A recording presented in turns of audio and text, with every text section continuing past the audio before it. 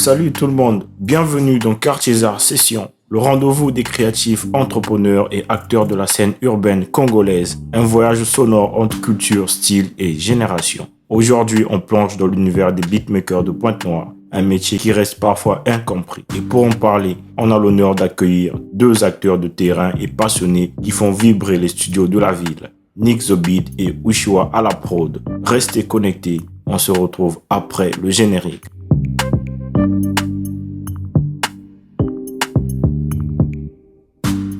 Enchanté Nixo, merci d'avoir répondu à notre invitation. Le plaisir est pour moi. Alors Nixo, dis-nous, comment as-tu découvert le beatmaking? Alors, pour ma part, le beatmaking, je l'ai connu, on va dire, très tard, dans le sens où c'était après mon bac. Du coup, j'avais un ami avec qui on a fait l'examen qui m'a passé le logiciel, donc FL Studio. Mais le problème, c'est que cette version-là était la version de base. Donc, on ne pouvait pas enregistrer les projets et faire autre chose de plus.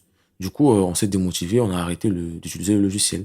Sauf pour lui, qui avait fait un tour sur Telegram et a trouvé la version craquée de FL Studio. Là, on pouvait désormais ajouter des VST, sauvegarder des projets et ainsi de suite. Tu t'es formé comment? Par toi-même, des tutos ou un mentor? Bah, je pense que comme 80% des beatmakers, au moins, si je ne m'abuse, on est tous passés par YouTube forcément. Et moi, pour ma part, ça dépendait du style. Si c'était pour la trap, j'avais un beatmaker que je suivais souvent, c'était Isos Beat. Pour l'afro, j'en avais un autre, pour la drill et ainsi de suite. Quel a été ton premier beat sérieux ou ta première collab marquante? En parlant de beats sérieux, de collaborations marquantes, je pense que c'était avec un Congolais d'ici, mais qui habitait au Canada. Bon, au début, il s'appelait M5, mais maintenant, il a changé son nom d'artiste. C'est maintenant Ant Boy. On se suit toujours sur les réseaux. Et j'ai vu que c'était une prod que je devais faire exclusivement pour lui, pour son EP qu'il faisait. Du coup, pour moi, c'était peut-être ouais, une de mes premières prods ou de mes collaborations marquantes. Nixo, dis-nous, c'est quoi être beatmaker à Pointe-Noire aujourd'hui? Pour ne pas dire au Congo-Brazzaville précisément. Bon, je ne veux pas parler pour tous les beatmakers, je veux parler pour moi.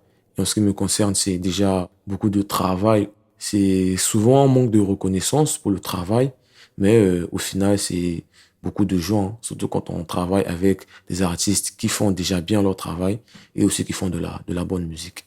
Alors par contre, dis-nous, quels sont les défis que tu rencontres tous les jours? Je ne dirais pas tous les jours, mais oui, il y a des défis. Déjà, comme j'ai dit tantôt, le manque de reconnaissance. Aujourd'hui, tu peux faire une prod. Faire une prod, c'est pas 10 15 minutes, c'est beaucoup de temps, tu vois. Et il y a des artistes qui vont venir avec des prix vraiment